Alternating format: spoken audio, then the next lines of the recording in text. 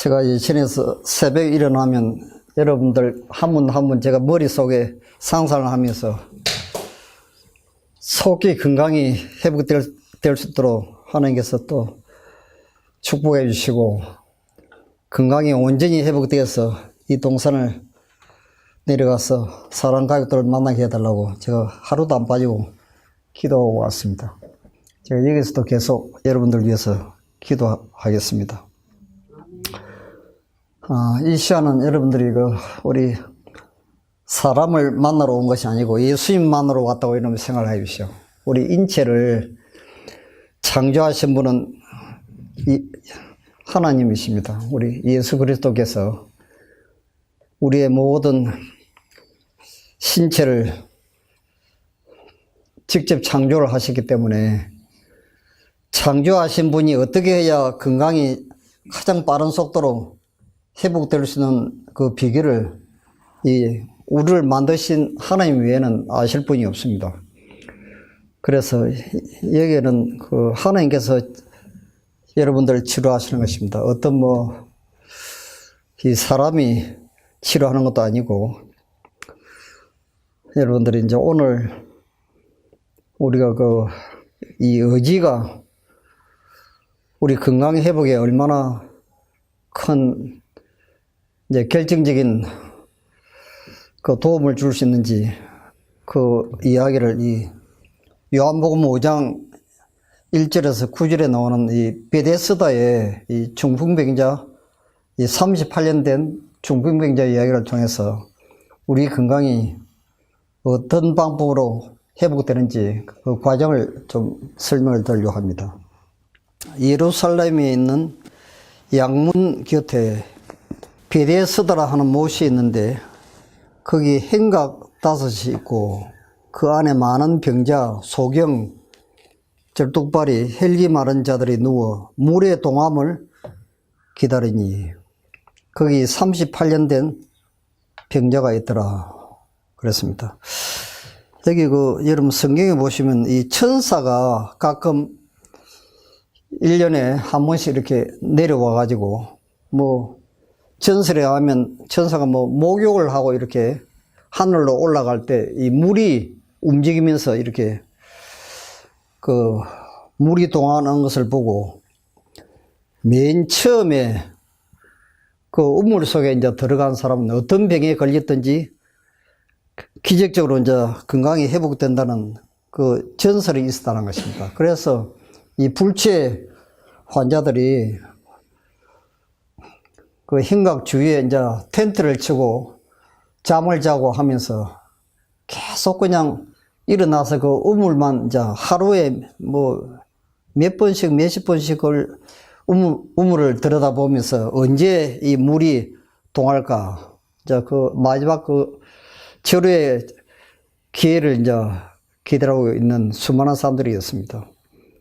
그런데 이날은 안식일인데 원래는 유대인들이 안식일날은 환자도 병자도 고치면 안 되고 일도 해서는 안 되는데 예수님이 그날 이제 교회 예배 드리기 위해서 이제 성전으로 가시다가 지금 이 우물가에 누워 있는 그 수많은 환자들 가운데 가장 불쌍하고 비참한 바로 며칠이면 죽을 것 같은 너무너무 비참한 한 중풍병자를 보게 되었습니다.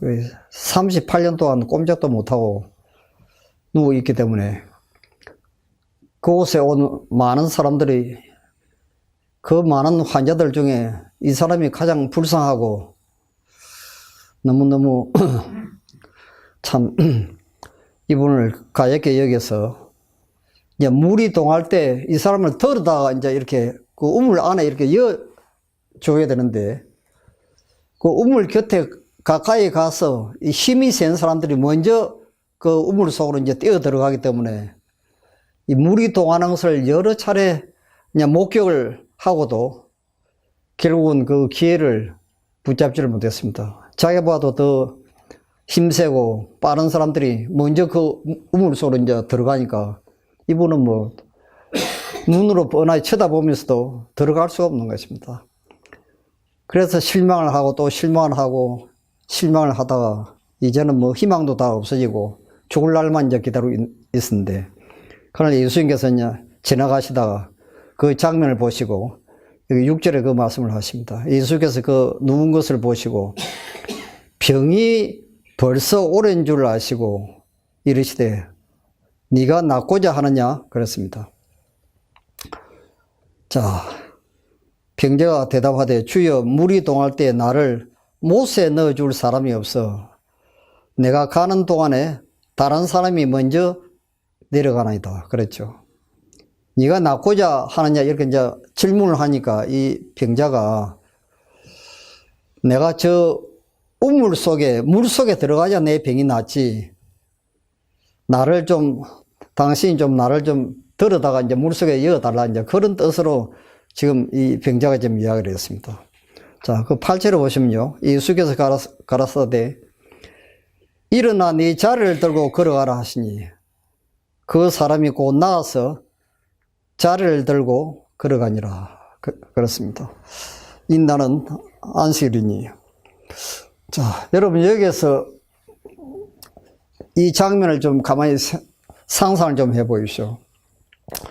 이 중풍병자가 이제 예수님이 누구신지도 알지도 못하고 평생 한 번도 얼굴도 보지도 못한 이 예수님이 누가 옆에서 일어나서 네 자리를 들고 가라고 하니까 여러분 이걸 믿겠습니까? 여러분 생각해 보십시오. 그런데 그 사람이 자리를 들고 일어서라고 하니까 벌떡 일어섰습니다. 그 순간에 이제 병이 완전히 다 없어졌어요. 그 사람이 곧 나와서 자리를 들고 걸어가니라 그랬습니다. 자, 오늘 이 장면을 통해서 우리 그 유전자가 우리 건강이 어떤 과정을 통해서 하나님의 방법으로 치유가 되는지 굉장히 중요한 교훈을 또 기별을 이 본문에서 지금 주고 있습니다. 자, 여기 이제 이 말씀 주석한 내용을 좀 보시면요, 예수님께서는 그 중풍병자에게 하나님의 도움에 대한 아무런 보증도 주지 않으셨다. 그 사람은 주님, 만일 당신이 나를 고쳐주신다면 그 다음에 내가 당신의 말씀을 순종하겠습니다. 그렇게 말할 수 있었다. 그 사람은 의심을 품음으로써 고침을 받을 수 있는 유일한 기회를 놓칠 수도 있었다. 그러나 그렇게 하지 않았다. 그는 그리스도의 말씀을 믿고 자기가 고침을 받았다는 것을 믿었다. 그는 즉시 노력을 하였고 하나님께서는 그에게 힘을 주셨다. 그가 걸어가고자 이 작정하다는 말이 이제 걸어가려고 이제 결심을 한 것이죠. 그때 이제 기적이 일어났습니다. 이제 곧 걷게 되었다. 그리스도의 말씀대로 움직일 때 그는 낫게 되었다 그랬습니다. 자, 이것이 이제 창조의 능력입니다. 그래서 여러분들이 이걸 잘 보시면요, 그래서 여러분들이 이 식사를 하실 때도 그 예수님을 머리 가운데 생각을 하시면서 이렇게 식사를 하시면 훨씬 더 빨리 건강이 회복됩니다. 왜냐하면 예수님은 하늘에서 내려온 산 떡이기 때문에 그렇습니다. 우리가 이 음식은 예수 그리스도를 상징하는 것입니다. 그래서 우리가 식사를 할 때도 예수님을 생각하시고 또 물을 마실 때도 나는 이 야곱의 우물가에 찾아온 사마리아 여인한테 영원한 생명수라고 이야기를 했습니다. 우리 물을 마실 때는 또 영원한 생명수 되시는 또 예수님을 생각하시면서 여러분들이 또 물을 마시시고 또 이 신선한 공기를 이렇게 호흡을 하실 때는 이거는 이 산소는 성령을 또 상징합니다. 이것도 예수님의 영이죠.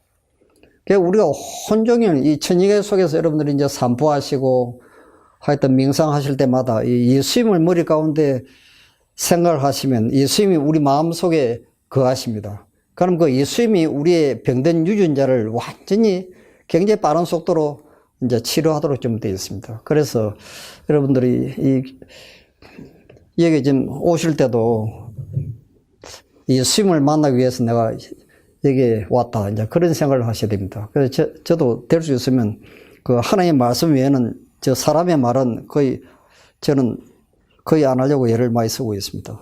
이 하나님의 말씀이 우리를 치료하시고 이 말씀이 우리를 축복하시는 것입니다. 자, 그래서 저는 이 중풍병자 이야기를 이렇게 쭉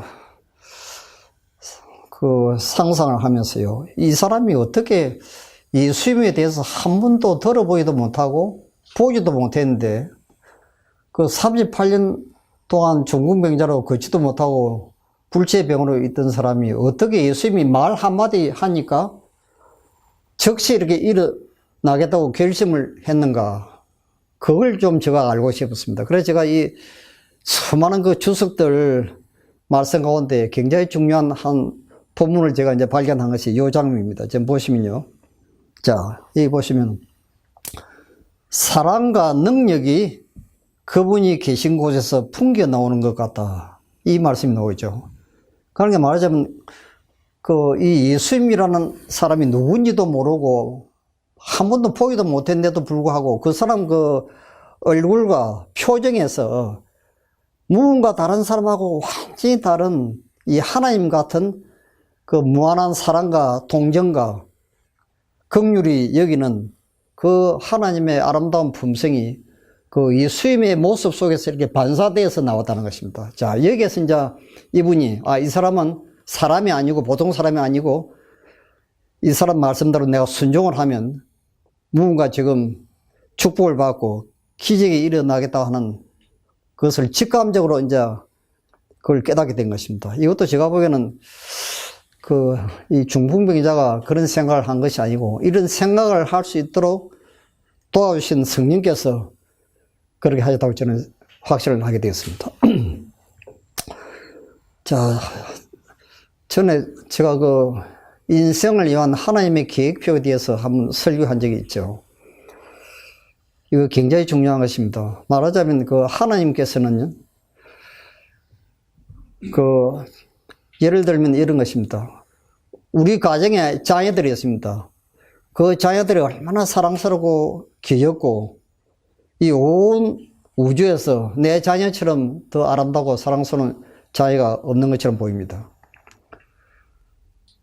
그런데 부모는 그 자녀가 행복하게 살기를 원하죠. 그렇지 않습니까요? 부모치고 자기 자녀가 잘 되기를 원하지 불행하게 살기를 누가 원하겠습니까? 보면. 그와 마찬가지로 이 지구에 있는 모든 한 분 한 분, 이 지구에 여러 수십억이 지금 살고 있지만도 그 한 분 한 분은 전부 다 우리 육신의 자녀가 아니고 사실은 엄밀하게 따지면 이건 하나님의 자녀인 것입니다. 여러분도 하나님의 자녀입니다. 사실은요. 내 부모가 계시지만도 실제로 따져보면 하나님이 여러분들이 친아들이 되고 친딸이 되는 것입니다. 그러니까 내 딸과 내 아들이 병이 들었으면 부모보다도 더 나를 사랑하시는 그 하나님이 더 애가 타고 더 빨리 치료해 주시길 원하죠.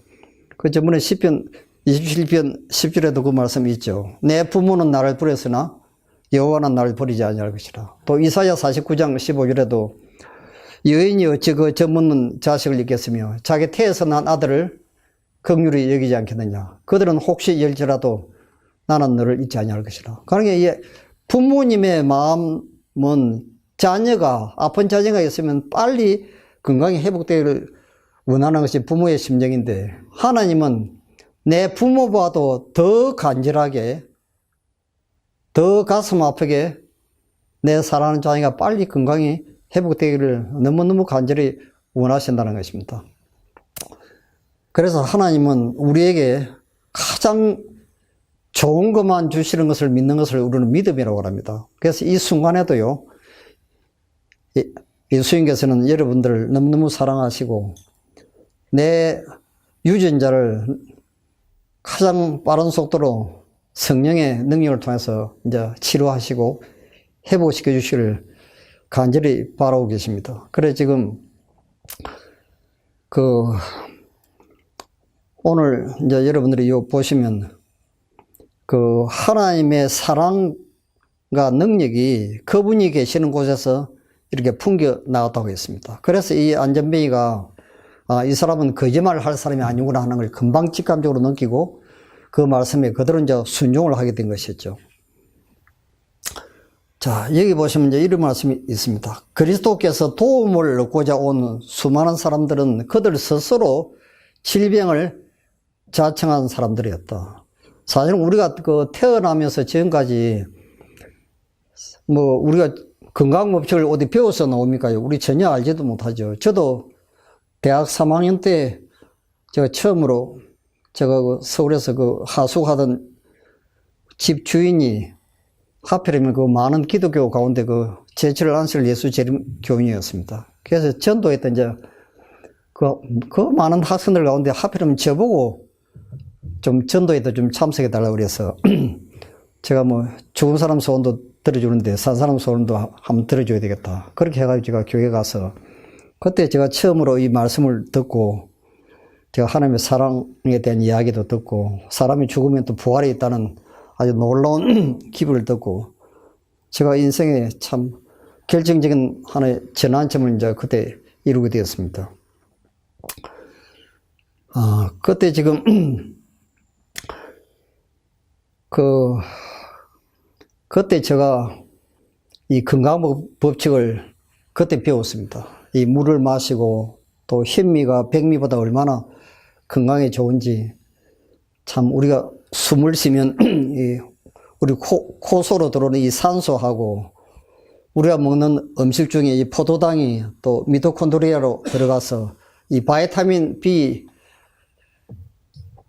B1, B12 이 바이타민 B군하고 이제 결합될 때 100% 완전히 연소를 시켜서 피를 가장 깨끗하게 만들기 때문에 암이든 당뇨병이든 무슨 병에 걸리든지 이 피가 빨리 깨끗해져야 이제 혈액순환이 잘 되고 건강이 빨리 회복되기 때문에 그때부터 제가 이 현미를 이제 억지로라도 제가 먹기 시작했어요.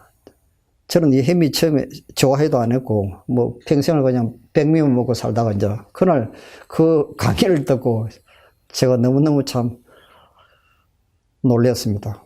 현미가 그렇게 건강에 좋구나. 이제 그런 걸 이제 깨닫고 그때부터 제가 이제 이 건강법칙 이거 하나님께서 가르쳐 주신 것이죠. 물을 마시는 거 또 고기보다는 수많은 이 질병이 이제 고기로부터 오기 때문에 우리가 완전 채식을 하면 건강이 이제 좋아지고 병이 없어진다는 거. 그때부터 제가 이제 실천을 했습니다. 그래서 저도 많은 혈압에다가 하여튼 이 위장병에다가 관절염에다가 하여튼 지금 겨울 되면 기관지 천식에 저는 병을 달고 살았습니다. 병원에서 얼마나 많은 약을 먹고 하여튼 병원에 입원도 하고 그랬는데 제가 딱 교회 들어와서 이 건강법칙을 배우고 난 뒤에 그대로 순종을 하니까 딱 6개월 되니까 모든 질병에다가 쓰였어요. 하나님께서 이제 치유하시는 것입니다. 지금까지 저는 큰 병이 없습니다. 제가 지금 한국 나이로 지금 74세인데, 아침에 일어나면 너무 기분 좋고, 등산하든지, 밭에서 일을 하든지, 제가 집에서는 저는 화목보일러 나무를 많이 하는데, 산에 가서는 지게지고, 그냥 나무 잘라서 이제 또 불도 떼고, 그렇게 합니다. 그래서 저는 이 하나님의 말씀을 그대로 이렇게 순종하면 축복이 있고, 얼마나 참 우리 건강이 빨리 회복되는지 저는 평생 경험을 통해서 너무나 잘 알고 있습니다. 근데 이제 많은 분들이 이제 이 건강법칙을 잘 알지를 못하죠. 이제 고기가 사실은 대부분의 이 암이 이제 고기로부터 온다는 걸 많은 사람들이 그걸 잘 알지를 못합니다. 이 나쁜 습관들, 술, 담배, 할 것 없이요. 커피니 이거 그냥 우리 전혀 모르고 좀 살아오다가 이제 여기 오셔서 여러분들이 또 새로운 이 기별을 듣는 분도 많을 것입니다. 그래서 지금 여기 오셔가지고 이 건강법칙을 쭉 이렇게 순종해 보시면 이게 얼마나 큰 축복이 있는지, 또 이것이 하나님의 말씀인지 아닌지 그걸 체험적으로 경험할 수 있습니다. 그래서 그리스도께서는 그들을 고쳐주기를 거절하지 않으셨다. 그분에게서 나온 능력이 그 사람들에게 들어갈 때 그들은 죄를 깨닫게 되었다 그랬습니다. 그러니 치유함을 받으려면요, 먼저 나 자신의 부족을 느끼게 됩니다. 나 자신이 지금까지 얼마나 잘못 살아왔고 내가 하나님 뜻대로 살지 못한 과거의 모든 죄들을 깨닫도록 해 주시는 것은 우리를 치유하시기 위한 하나님의 역사가 그 사람 마음속에서 일어나고 있는 결정적인 증거가 나 자신이 죄인인 것을 깨닫는 것입니다. 이것이 보시면 그분의 능력이, 그분에게서 나온 능력이 사람들에게 들어갈 때 그들은 죄를 깨닫게 되었다. 그렇게 기록되어 있거든요. 그러니까 내 마음속에 성령이 역사하는 순간부터 나 자신의 부족을 이제 깨닫도록 하십니다. 왜냐하면 예수님은 죄인을 구하러 오셨지 의인을 구하러 오신 것이 아니라는 것입니다. 예수님이 오신 목적은 건강한 사람을 회복시키기 위해서 오신 것이 아니고 병든 자를 치료하시기 위해서 오셨다는 것입니다. 그래서 먼저 내가 그 죄인인 것을 깨닫게 하시고 내가 지금까지 잘못 살아온 모든 과거의 죄를 회개하도록 하십니다. 이제 그때부터 치유가 시작되면서 이제 축복이 이르게 되죠. 그래서 이 부족을 느끼는 것은 이 하나님의 사랑을 깨달을 때만이 이것이 가능하다고 되어 있습니다. 자, 여기 이제 또 한 본문을 보시면 이런 말씀이 있죠. 사단은 하나님의 인자하심이 인간을 회개에 이르게 한다는 사실을 너무도 잘 알고 있기 때문에 멸망받을 인류를 구원하기 위하여 당신의 독생자를 주시기까지 된 하나님의 사랑을 사람이 깨닫지 못하도록 이제 계속 방해를 좀 하고 있는 것입니다. 그래서 하나님의 사랑을 깨달으면 무조건 회개가 나오도록 되어 있습니다. 그래서 여러분들이 성경을 보실 때 창세기부터 요한계시록까지는 이 성경이 곧 내게 대하여 기록한 것이라 예수님께서 요한복음에 말씀하신 그 말씀이요. 이 창세기부터 계시록까지 나와 있는 모든 하나님의 말씀은 예수 그리스도를 이야기하고 예수 그리스도의 품성과 그분의 사랑에 대해서 지금 이야기를 하고 있습니다. 그래서 이 말씀을 이렇게 연구하실 때는 그 하나님의 사랑을 머리 가운데 생각하시면서 이제 말씀을 보시면요, 굉장히 큰 은혜가 있고 그 축복이 있습니다. 그때 우리 유전자가 굉장히 빠른 속도로 회복되도록 되어 있어요. 지금 이 천년계를 창조하신 목적은 그 하나님의 품성과 사랑을 우리 사람들에게 실물 교훈을 통해서 이제 깨닫도록 하시기 위해서, 이 하나님의 사랑을 깨닫도록 하시기 위해서 이 천년계를 만들었다고 했습니다. 그래서 여러분들이 이 천년계를 이렇게 운동을 하시든지 이 바깥에 이 나무나 꽃이나 뭐 이런 하늘을 바라볼 때마다요, 이 하나님은 사랑이시다 하는 걸 이 머리 가운데 이렇게 생각이 들어오시면요, 그때부터 치유가 시작됩니다. 이 회개도 이 하나님의 사랑을 깨달을 때만이 이제 회개가 나오도록 되어 있습니다. 여기 그 누가복음 15장 11절부터 쭉 보시면 이 탕자의 집을 나간 둘째 아들, 이 탕자의 비유가 나오죠. 여기 보시면 탕자는 비록 가난한 처지에 있었으나 자기 아버지의 사랑을 확신하고 소망을 갖게 된다. 그를 집으로 이끌게 한 것은 곧 아버지의 사랑이었다. 그렇습니다. 이 아버지가 이 둘째 아들이 하도 말썽꾸러기고 문제아로 태어나가지고, 아버지가 돌아가시고 난 뒤에 자기 아버지 그 재산을 이 장자는 3분의 2, 작은 아들은 아버지 재산의 3분의 1을 이제 유산으로 물려받도록 되어 있는데, 돌아가시지도 않는데 자꾸 내가 미리 상속을 달라고 하도 졸라니까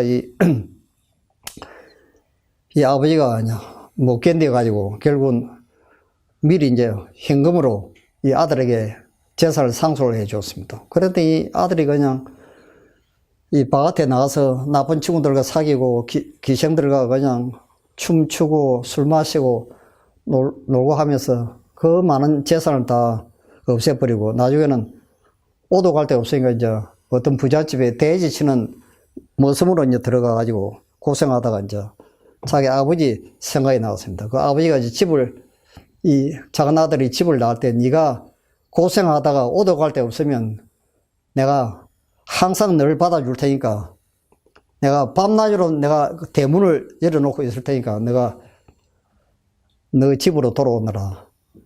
그 아버지가 눈물을 흘리면서 그 아들에게 참 그 사랑으로 한 그 말씀이 이 아들이 아버지 집으로 내가 이렇게 고생할 바에 내가 차라리 아버지 집에 가서 머슴살이 하는 것이 더 낫겠다 하고 이제 집으로 돌아오게 됩니다. 이것이 전부 하나님의 사랑이죠.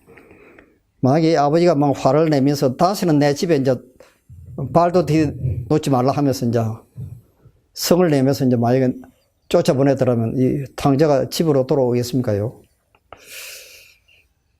그와 같이 이 하늘 아버지께서는 우리가 지금까지 과거에 아무리 나쁜 삶을 살고 하나님 뜻대로 살지 못하고 뭐 말할 수 없이 많은 죄를 지었다 할지라도 이 하나님의 사랑은 끝이 없습니다. 무조건 용서하시고 다 받아주시고 자기 아들로 또 영원히 하늘에서 영원히 살게 되기를 마음에 간절히 이제 사모한 것이 그 하나님의 사랑이고 그분의 본심이죠.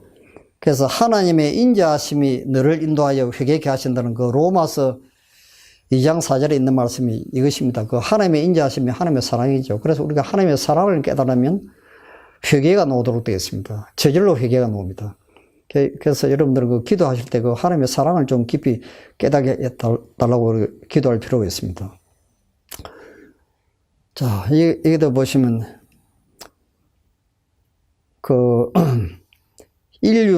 그러나 인류는 속임을 당했으며 사단의 계빈에 의하여 그들의 마음이 어두워졌다. 사람들은 하나님의 사랑의 높이와 깊이를 알지 못했다. 인간에게는 하나님의 사랑을 알 수 있는 희망이 있었다. 하나님의 품성을 바라보므로 인류는 다시 하나님께로 돌아갈 수가 있었다.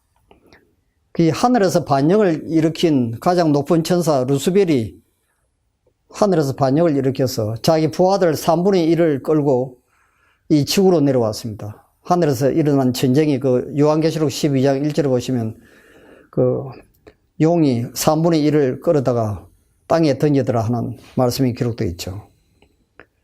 이 루스벨은 하나님의 보좌 바로 다음에 자리를 차지하고 있었고 그룹 천사로 천사들 중에서도 가장 높은 천사였습니다. 하나님의 품성과 하나님의 사랑에 대해서 너무너무 잘 알고 있었는데도 불구하고 하늘에서 반역을 일으켰습니다.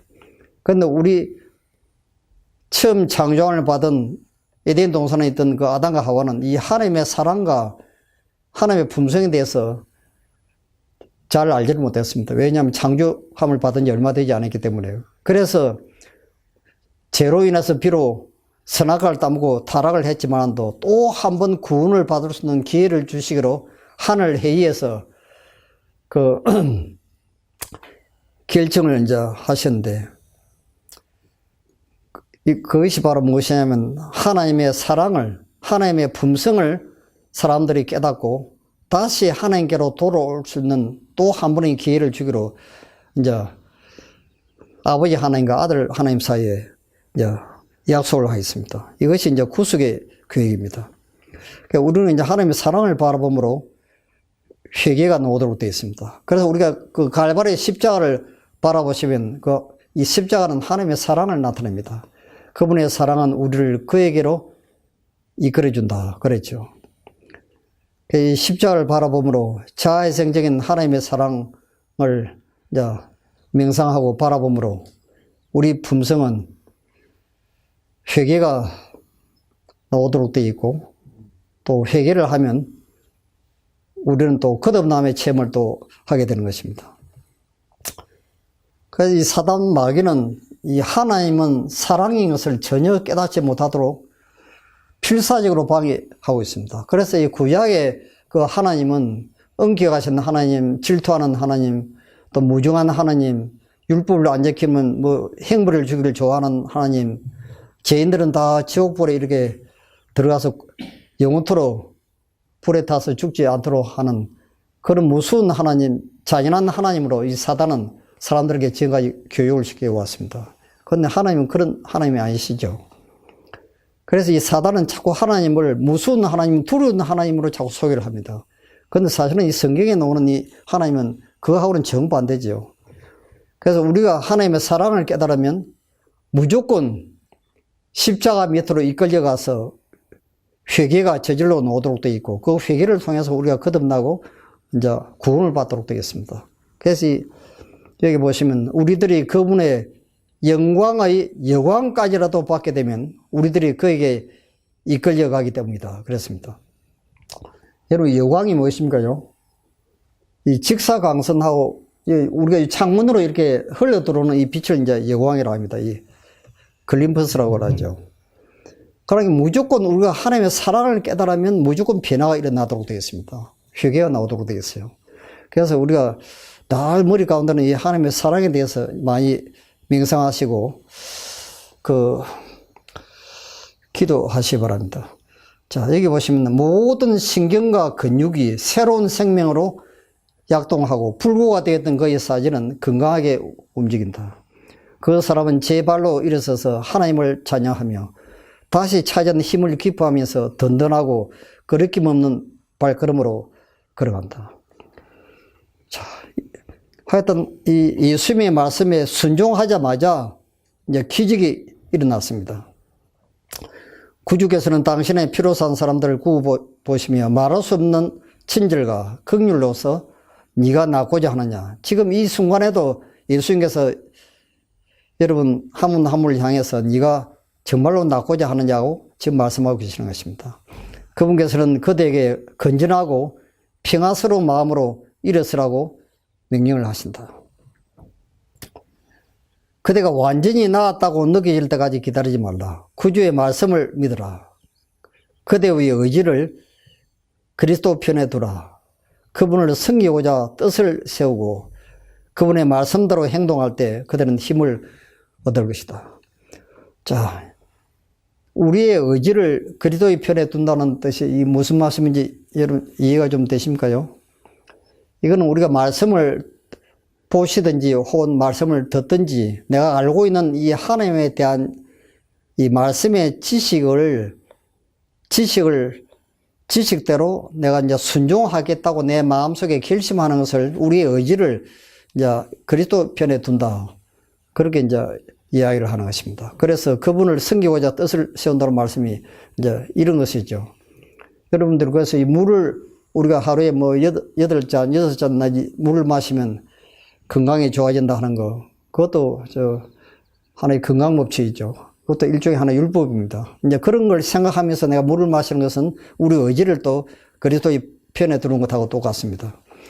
자, 그래서 여기 사도행전 14장 8절에서 10절에 보시면 이 루스드라에 발을 쓰지 못하는 한 사람이 있어 앉았는데 나면서 안전뱅이가 되어 걸어본 적이 없는 자라.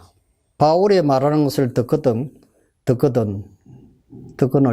바울이 주목하여 구원을 받을 만한 믿음이 그에게 있는 것을 보시고 그랬습니다. 자, 여기 보시면 이 구원을 받을 만한 믿음이 있는 사람이 있었고 이제 바울이 설교할 때 그 회중 가운데 이 구원을 받을 만한 믿음이 있는 사람이 있었고 그렇지 못한 사람이 있었다는 것입니다. 이 말씀이 여러분 무슨 뜻인지 이해가 좀 되십니까요? 이 구원을 받을 만한 믿음이 있었다는 겁니다. 그래서 이 바울이 큰 소리로 네 발로 일어서라고 이제 하니까 그 사람이 그냥 그 순간에 이제 일어서면서 병이 다 나은 것입니다. 자, 이것이 이제 구원을 받을 만한 믿음이 있는 것이죠. 그러니까 이 38년 된 이 중풍병자도 한마디로 말하면 이 루스드라에 이 걷지 못하는 이 사람처럼 구원을 받을 만한 믿음이 그 속에 있었다는 것입니다. 그러니까 이제 예수님의 말씀을 듣자마자 그대로 일어선 거죠. 이게 이제 구원을 받을 만한 믿음이거든요. 한 번은 바울이 백성들에게 병자와 고통당하는 사람들 낳게 하신 그리스도의 사업에 대하여 말하고 있을 때 청중 가운데서 한 안전병인을 보았는데 그는 바울을 주목하고 그의 말을 받아들이고 있었다. 그러니까 그 바울의 설교를 듣고 이 사람이 그 말씀을 굉장히 귀담아 들으면서 이 말씀은 사람의 말이 아니고 하나님께서 하시는 말씀이다 하는 것을 마음속에 받아들이고 있는 것을 바울이 그걸 주목해서 쳐다보게 되었다는 것입니다. 그래서 이 바울이 그 사람은 구원받을 믿음이 있다는 말은 이 말씀을 듣고 즉시 순종할 만한 믿음이 있는 것을 보았다는 것이죠. 그래서 이제 이야기를 한 것입니다. 네 자를 들고 일어나라고 하니까 그대로 이제 그 순간에 건강에 이제 기적이 일어났죠. 바울의 명령을 즉시 순종하여 평생 처음으로 자기 발로 일어섰다. 그랬습니다. 그럼 여러분도 이 구원을 받을 만한 믿음이 있어야 됩니다. 그래서 내가 이 말씀을 듣고 이 말씀이 그냥 어떤 인간의 지식이나 그 이론으로 그냥 끝나버리면요. 이거 아무 효과가 없습니다. 이건 평생 교회 다녀도 변화가 일어나지 않습니다. 이 구원을 받을 만한 믿음이 있는 사람은요, 교회 나온 지 뭐 불과 몇 달 안 돼도 완전 변화가 일어나는 사람이 있고, 어떤 사람은 수십 년을 평생을 교회 다녀도 여전히 교회 나오기 전이나 후나 변화되지 않은 사람들이 있습니다. 그거는 왜 그러냐 하면, 하나님을 진실로 믿지 않기 때문에 그런 것이죠. 그리고 우리가 믿음으로 구원을 받는다는 그 말씀은, 이 믿는다는 그 말씀은 하나님의 말씀을 문자 그대로 실제로 내 마음속 깊이 이제 받아들이는 것을 의미하는 것이죠. 그것은 하나님의 말씀으로 받아들이고 그 하나님의 말씀대로 내가 순종하면 틀림없이 변화가 일어나고 구원을 받는다는 것을 믿는 걸 그걸 믿음이라고 합니다. 그러나 지금 여기 이제 보시면 그 요한복음 6장 63절에 있는 말씀이 그 말씀이죠. 살리는 것은 영이니 육은 무익하니라. 내가 너희에게 이런 말이 영이요 생명이라 그랬죠. 그러니까 이 하나님의 말씀이 생명인 것입니다. 그래서 이 하나님의 말씀을 내가 받아들이고 그 말씀대로 내가 순종할 생각이 있으면 그건 이제 구원받을 만한 믿음이 있는 것이죠. 그런데 어떤 분들은 이 말씀만 듣기만 들었지 전혀 순종을 안 하는 사람들이 있습니다. 이거는 구원받을 만한 믿음이 아니죠. 여러분 가만히 잘 생각해 보십시오. 네가 낫고자 하느냐 예수님이 질문을 하십니다. 네 자를 들고 일어나라고 이제 이야기를 합니다. 근데 그 38년 된 죽은 병자가 만약에 당신이 나를 먼저 고쳐주면 내가 순종하겠습니다. 그렇게 한 게 아니고 일어나라고 이야기를 하니까 그대로 순종해서 일어나자마자 기적이 일어났죠. 그러니까 지금 우리도 똑같은 방법으로 이제 변화가 이제 일어나는 것입니다. 이 그리스도의 영에 그의 마음을 여는 자는 그의 육체를 무덤으로부터 부활시킨 전지전능하신 능력에 참여하는 자가 된다. 그랬습니다.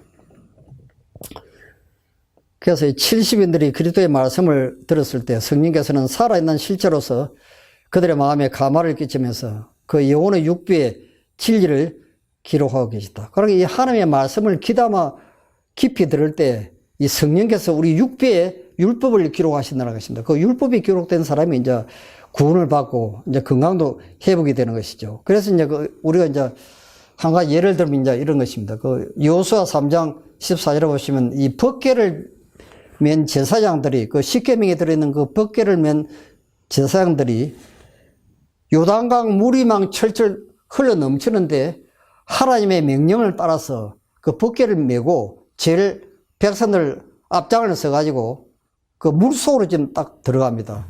발이 물에 딱 닿는 순간에 바다가 갈라집니다. 그래서 이 법궤를 메고 지금 그 육지로 된 그 길로 지금 이렇게 걸어가는 장면이 나오죠. 이거는 옛날 그 모세가 홍해 바다를 가는 것하고 똑같은 사건입니다. 또 한 가지 이제 예를 들면요. 이 시리아의 그 문둥병자 나만 장군이 불치의 병에 걸려가지고 그 집에 포로로 잡혀왔던 어떤 꼬마 소녀가 우리 나라에 가면 선지자가 한 분 계시는데 그 선지자 말만 들으면 당신 같은 불치의 병도 고침을 받을 수 있다고 그 이 나만 장군 그 부인한테 이 소녀가 이야기를 했습니다.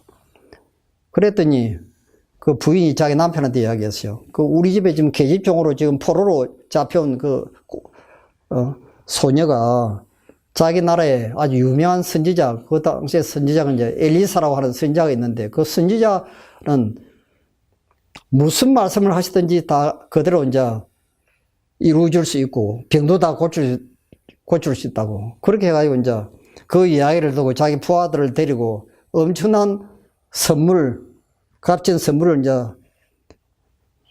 잔뜩 싣고, 마차에다 싣고 이제 그 엘리사 선지자를 만나기 위해서 찾아갔습니다.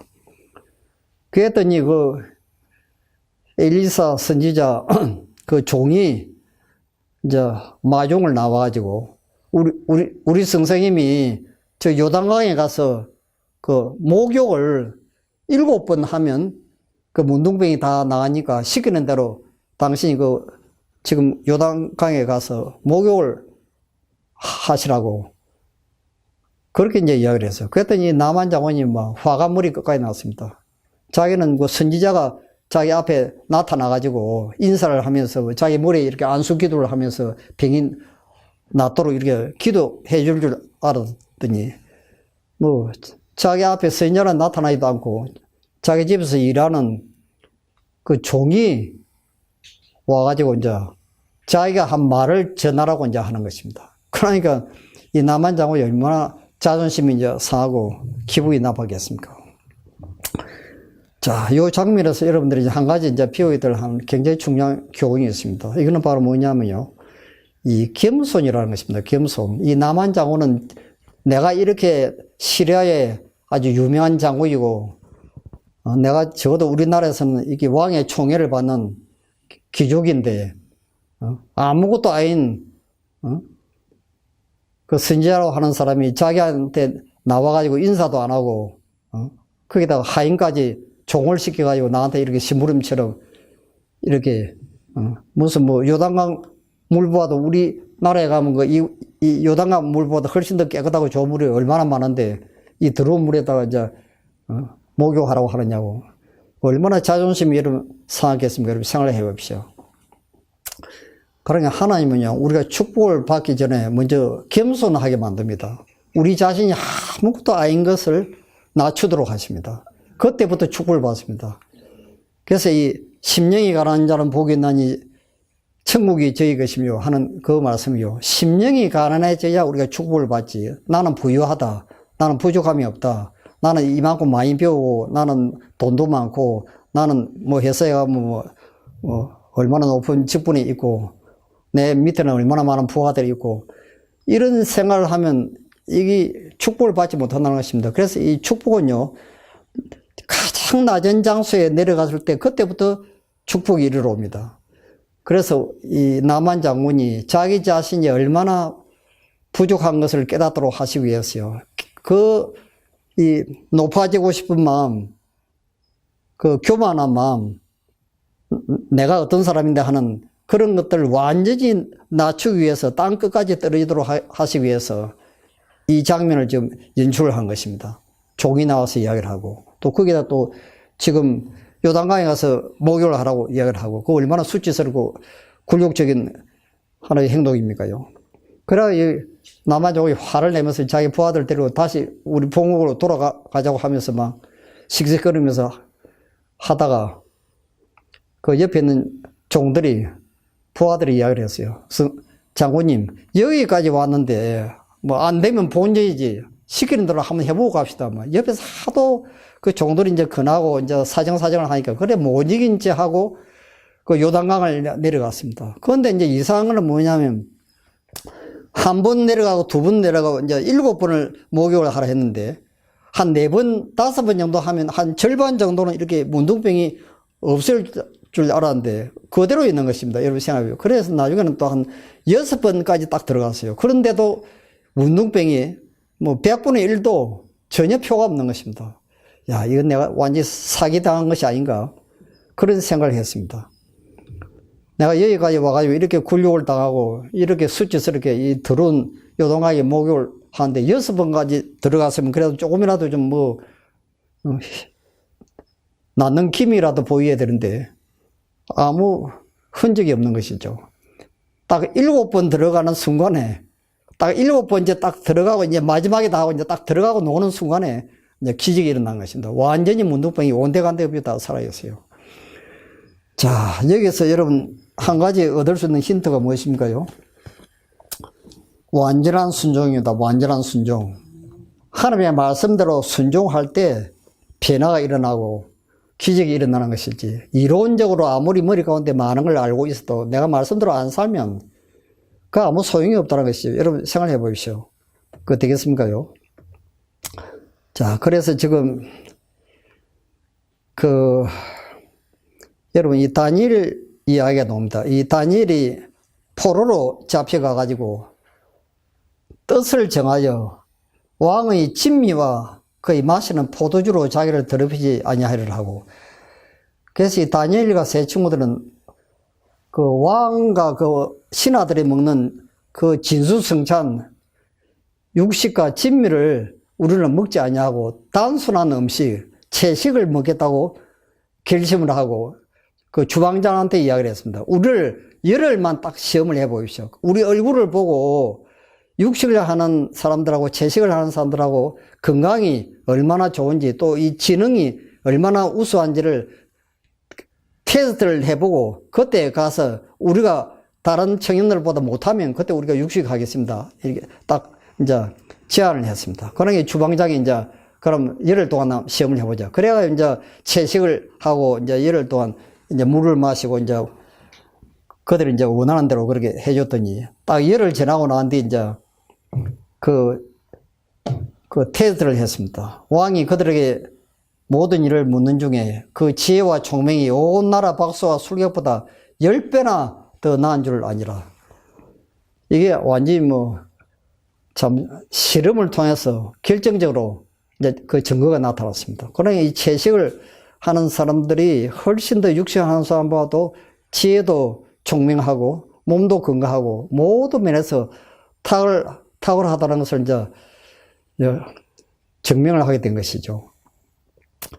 그래서 여러분들이 여기 오셔서 어떤 분들은 이제 육식을 안 하면 힘이 없고 이 에너지가 모자랄 것이다 생각하는데 절대로 그렇지 않습니다. 육식하는 사람이 훨씬 더 지구력이 강하고 힘도 세고 하여튼 오래 삽니다.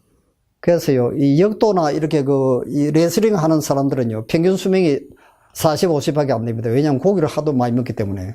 근데 채식하는 사람들이 제일 오래 살죠. 100세 이상 하여튼 훈자나 다른 장수촌에 가면 사는 사람들이 거의 다 채식하는 사람들입니다. 그러니까 여러분들이 이건 이제 하나님의 말씀이죠.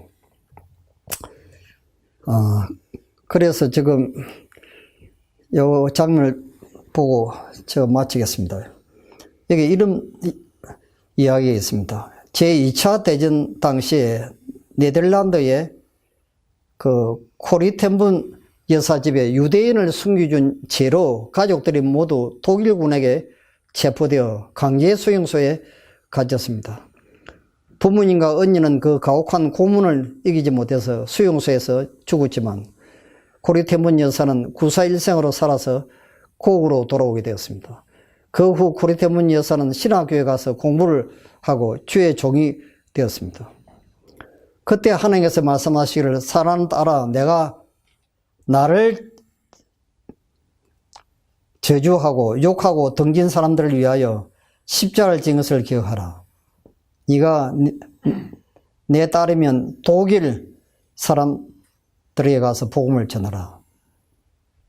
그 말씀을 듣고 코리텐분 여사는 독일에 가서 복음을 전합니다. 이 전에 이제 무슨 이야기가 나오냐면, 이 독일에서 너무너무 고통을 많이 당하고 고문을 많이 당하고 자기 참 가족들이 죽고 형제들이 죽고 하는 걸 보고, 제발 좀 하나님 독일만 빼고 다른 나라에 나를 선교사로 보내주십시오. 그렇게 기도를 해달라는 것입니다. 그런데 하나님께서는 다른 나라로 가지 말고 독일로 가라는 것입니다. 거기 가서 선교를 하라는 것입니다. 그래서 이 분이 이제 하는 수 없이 이제 순종하는 마음으로 이제 독일에 가서 이제 설교를 하고 간증을 하고 이제 여러 곳을 지방을 돌면서 이제 하나님을 만난, 자기가 직접 만난 하나님에 대해서 이제 소개를 했습니다. 그래서 수많은 사람들이 그 설교를 듣고 눈물을 흘리면서 회개하고 주님 앞으로 돌아온 것을 자기 눈으로 봤다는 것입니다. 그런데 하루는 이 설교를 마치고 강단에서 이렇게 내려와서 이제 사람들하고 이렇게 악수를 이렇게 하는데, 어떤 허름한 외투를 입은 한 남자가 자기 앞으로 이제 다가오는 것을 보았습니다. 이 여사는 심장이 멎고 온몸에 피가 거꾸로 흐르는 것 같았습니다. 그랬습니다. 왜냐하면 그는 강제 수용소에서 자기에게 무시무시한 고통을 가한 악명 높은 강제 수용소 감독이었기 때문입니다. 그러니까 완전 원수를 만난 것입니다. 그 순간 내 심장은 얼어붙는 것 같았다. 난 한마디로 하나님, 저 인간만은 용서할 수가 없습니다. 라고 말했다.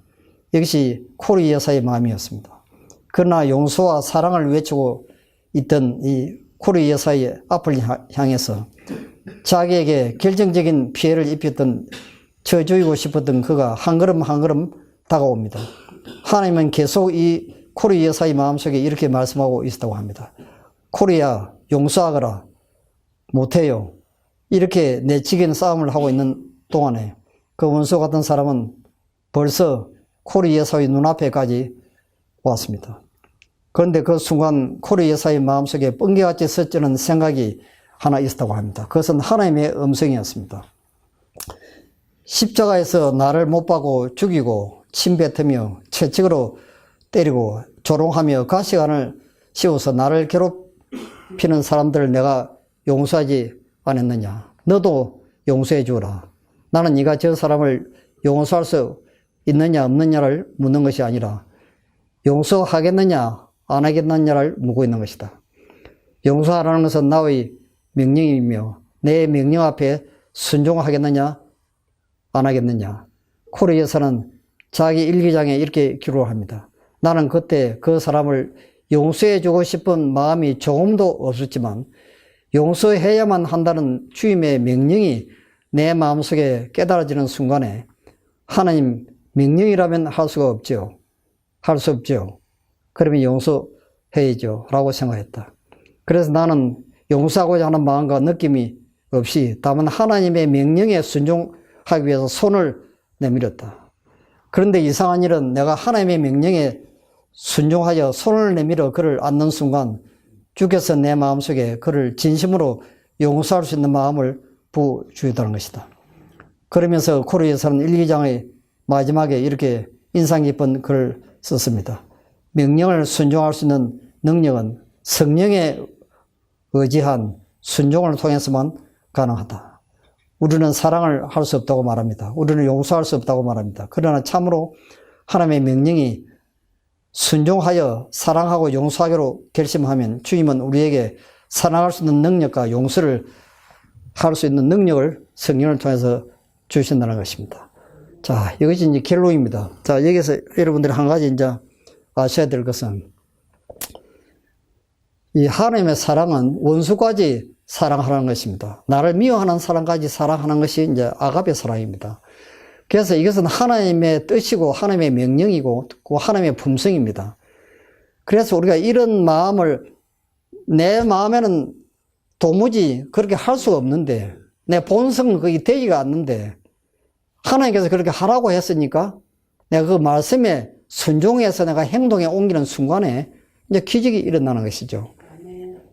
바로 이것입니다. 아시겠습니까? 그러니까 우리도 혹시 내 마음속에 내가 미워하는 사람이 있는지 없는지 그런 사람을 잘 이렇게 생각을 해 보십시오.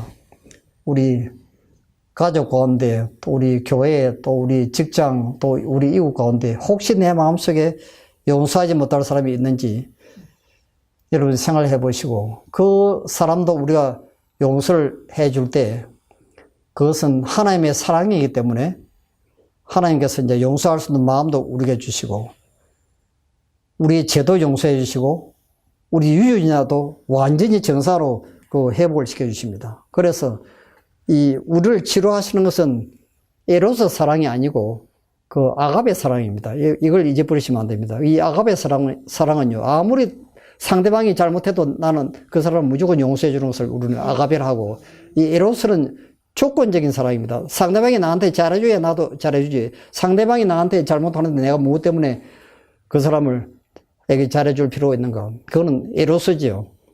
그는 그 조건적인 사랑이고 그거는 변덕스러운 사랑은 치유가 되지 않습니다. 이 치유는요 아가베 사랑 속에서만 치유가 됩니다. 그래서 이걸 여러분들이 마음속에 꼭 기억하시고 오늘도 여러분 하나님의 사랑 속에 모든 사람들 다 사랑하시고 또 용서하시고 또 하나님의 말씀에 순종하여 온전한 구원과 또 건강을 온전히 또 회복하여서 또 행복한 가정의 품 안으로 속히 돌아가게 되실 간절히 빌겠습니다. 자, 저 기도하겠습니다. 하늘에 계시는 아버지,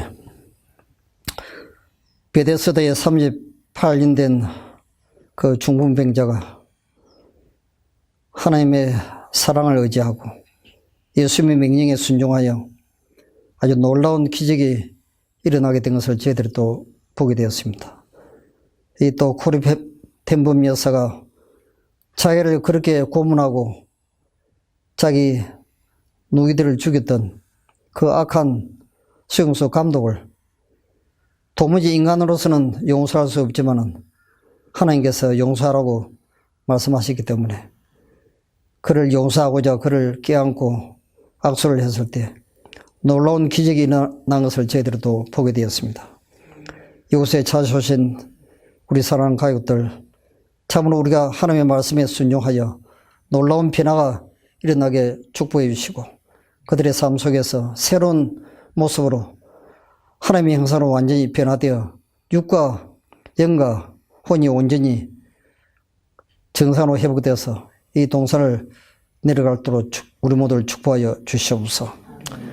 우리 잠을 잘 자지 못할 분들 단잠을 주무시게 하여 주시고 소화가 또 잘 되지 않은 분들은 또 소화가 왕성하게 될 수 있도록 축복해 주시고 또 힘이 없어 등산을 하지 못하는 분들은 그들에게 그럴 수 있는 힘을 주시기를 간절히 기도를 드립니다.